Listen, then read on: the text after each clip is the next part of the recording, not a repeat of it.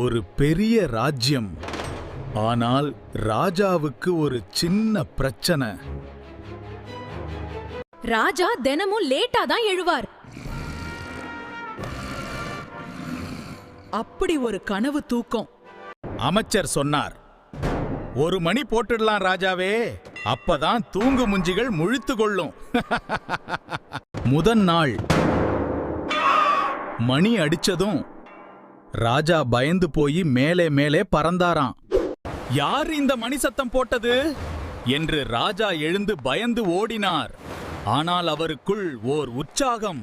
ஆனா ராஜா சீக்கிரம் எழுந்து கடமைகளை சரிவர செய்ய ஆரம்பித்ததால் ராஜ்யம் நல்லா நடக்குது. அதுக்கப்புறம் பார்த்தால் ராஜாவே முதல் மணி அடிப்பதே தன் முதல் பணி என ஆரம்பித்து விட்டார். மக்களின் ஆரவாரம், கரகோஷம் விண்ணை எட்டியது.